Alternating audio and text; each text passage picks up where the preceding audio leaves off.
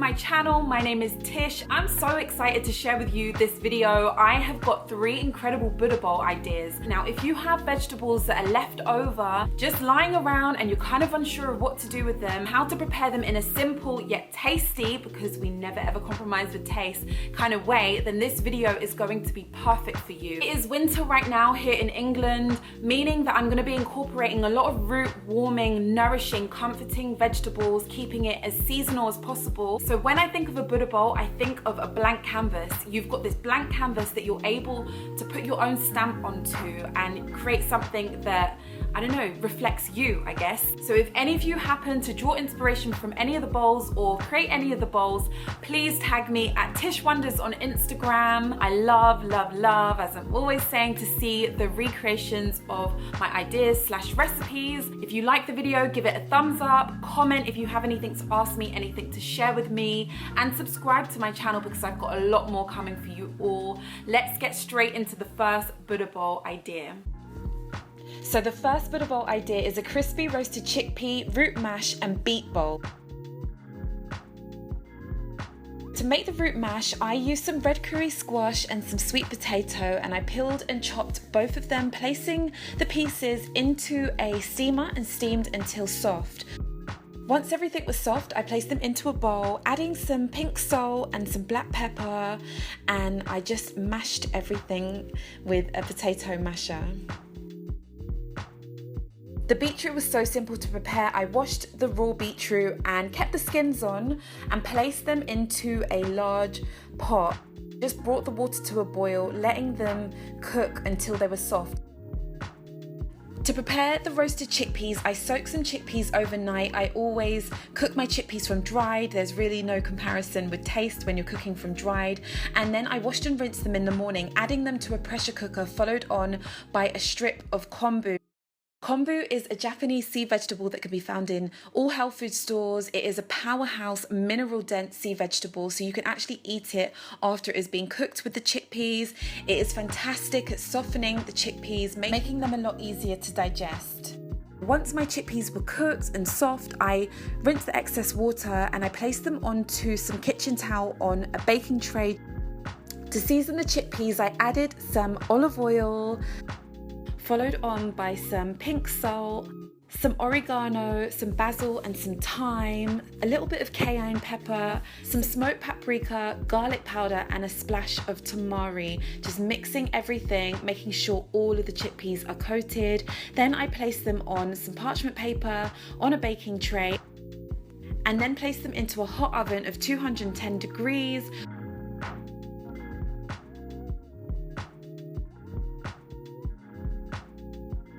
So now it is time to play. I added the root mash, followed on by the roasted chickpeas, a little bit of rocket and the beetroot, which I just peeled and chopped into pieces, and then topped it with some delicious avocado and a crack of black pepper and a little swirl of olive oil too. The second Buddha bowl idea is a balsamic Brussels sprouts, roasted squash and spicy raw kale. Let's get into this. So I began by chopping up the butternut squash, keeping the skin on because you can eat the skin. And I placed the squash into a bowl, followed on by some dried thyme, dried parsley, some paprika, some pink salt, black pepper, and a little bit of coconut oil, just so it all crisps up in the oven beautifully.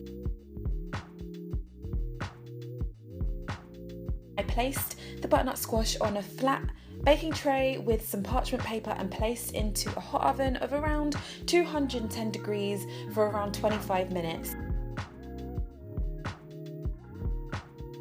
So to prepare the spicy raw kale salad, super simple, one of my favorite things or types of salads to eat.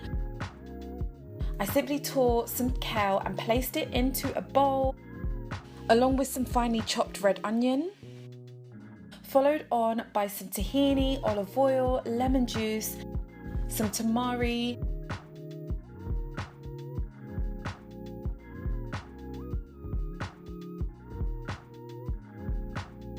some garlic powder, some cayenne, and then just massage everything with my hand until the kale was soft, and the longer you leave it, the tastier it is. To prepare the balsamic Brussels sprouts, I chopped the Brussels sprouts into half. So I heated some coconut oil on a medium to high heat, and then I added the Brussels sprouts, followed on by some chopped garlic, and just mixed everything. The Brussels sprouts will turn golden quite quickly, and then I added in some balsamic vinegar and gave everything another good mix, just letting everything cook all the way through and crisp up. Then I decided to add some walnuts to the pan because I wanted an extra crunch and just like a little bit of extra flavor. So yeah, this was such a good idea. I cooked up some brown rice. Once the brown rice was cooked, I splashed on a little bit of tamari, some sesame seeds, and some green nori sprinkles, which I just have in my cupboard, and I like to just sprinkle on random dishes when I feel like it. So I plated up the second Buddha bowl by adding the steaming hot brown rice, followed on by the spicy kale, and then the roasted, golden, so delicious butternut squash pieces, followed on by the crispy balsamic Brussels sprouts. So the final Buddha bowl is a really easy to put together herby potato, lentil, quinoa salad, and steamed green bowl. So I used some broccoli and some kohlrabi.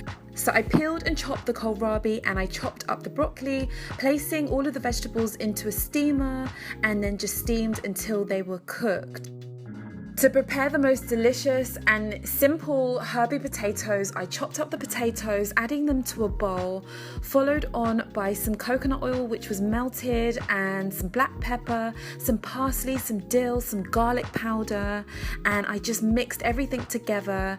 Grabbed a baking tray with some parchment paper and lined everything flat. I placed the herby potatoes into the oven for around 30 minutes until crispy and golden on quite a high heat of around 210 degrees. You will know when they're done because they will be sizzling and smelling so good and just crunchy and golden and delicious. So for the lentil and quinoa salad, I added some coriander, some chopped red pepper, lemon juice, and red onion.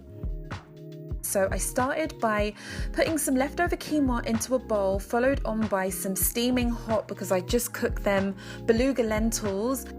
I swirled on some olive oil, followed on by some red pepper, chopped coriander, chopped red onion, black pepper, lemon juice, mixed everything really, really well.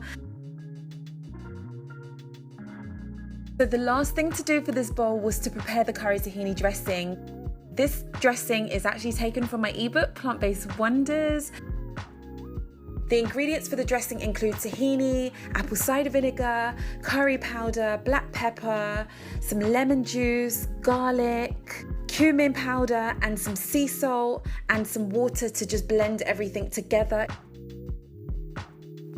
I realised that I had some sauerkraut in the fridge, so I just thought it would be a nice addition to add to the bowl. This is from a brand called Hurly Burly, I believe. I need to make my own, I know. I'm going to get around to doing that very soon. It was time to plate up the bowl, so I placed on the lentil and quinoa salad, followed on by the herby potatoes, the steamed broccoli and kohlrabi, sauerkraut, and then I just threw on that curry tahini dressing. I actually threw on more after this video was done because it is that good. Thank you all so much for watching this video. I hope you have got some ideas and inspiration flowing through you for the week to come. If you have anything to ask me, leave me a comment. Have a great week, and I will see you all soon. Bye.